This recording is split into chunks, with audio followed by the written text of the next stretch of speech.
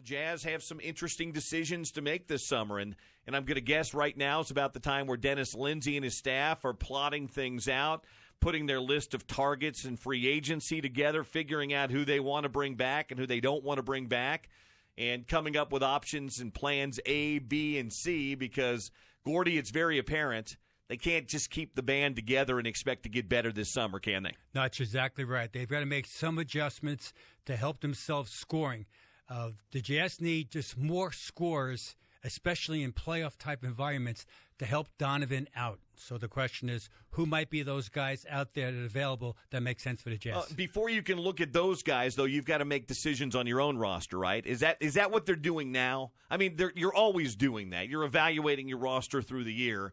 But I'm guessing right now you're trying to figure out who do we want to think about bringing back, who's expendable to us, how can we free up cap space to go out and target some free agents, things like that. Is that what they're looking at now, that and a little bit of draft stuff? Very much, yeah. First is the draft is first. And the big thing with the draft right now, Bill, to start with that, is the draft lottery, which we know is May 14th. That's when that's the week from today.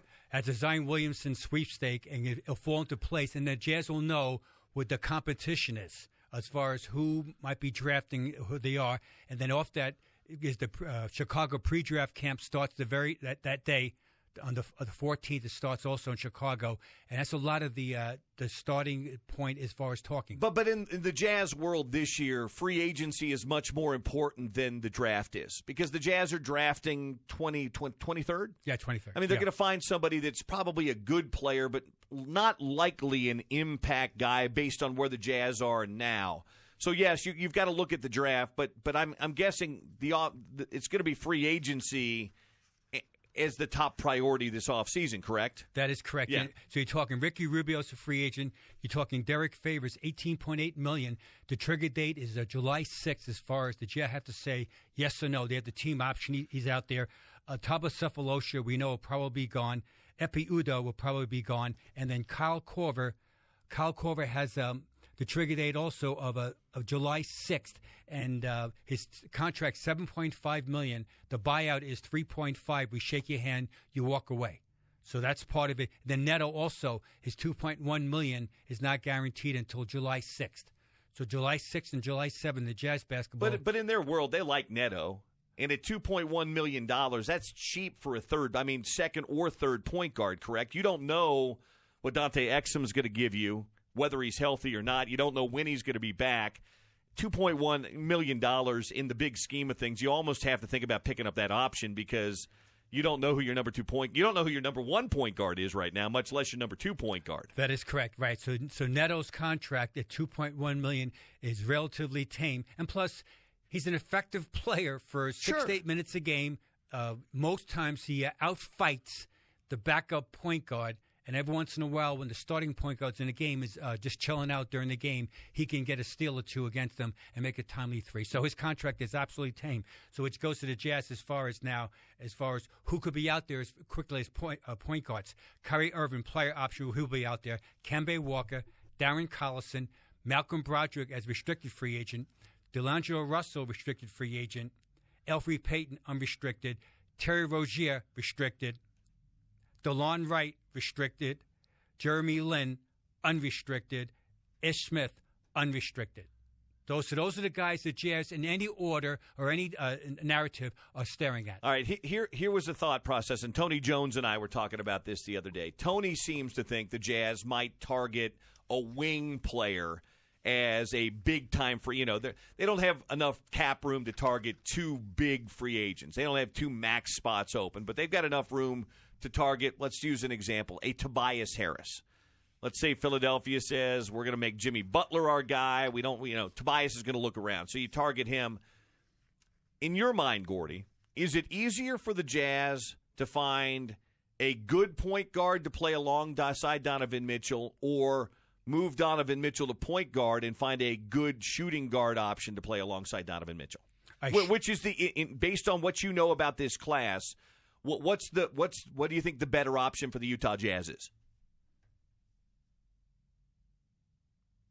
To go after a point guard. Really? You think a point guard more than a 2 guard and keep Donovan at the 2? Correct. Okay. Absolutely.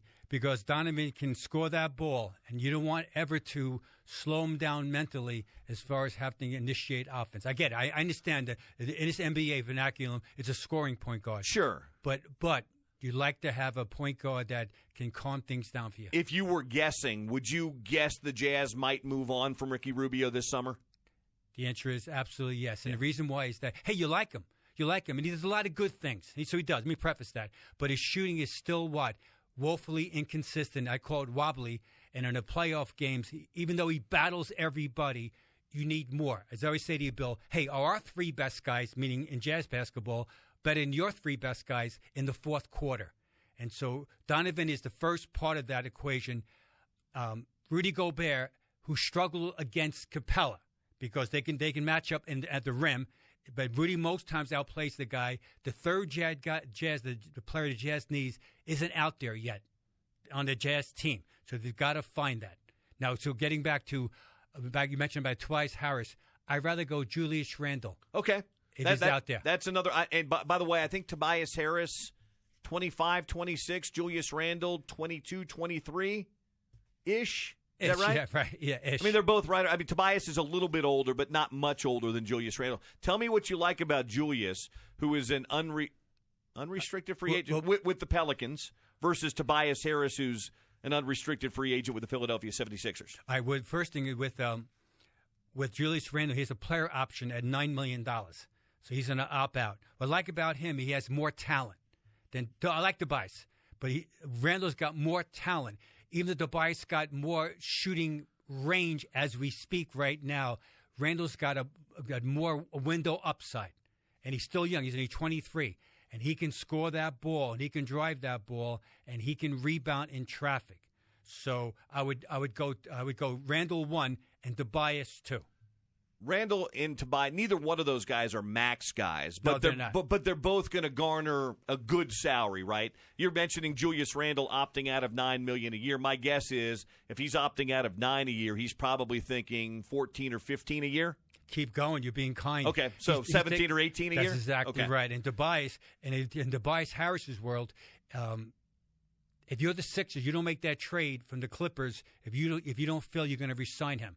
So they've got to slightly move on from Jimmy Butler, especially if, again, so much is based on the playoffs, their perception. If the Sixers get knocked out, then suddenly Butler becomes, even though he's an effective player and an all-star type, he's less valuable, and Tobias is better long-term.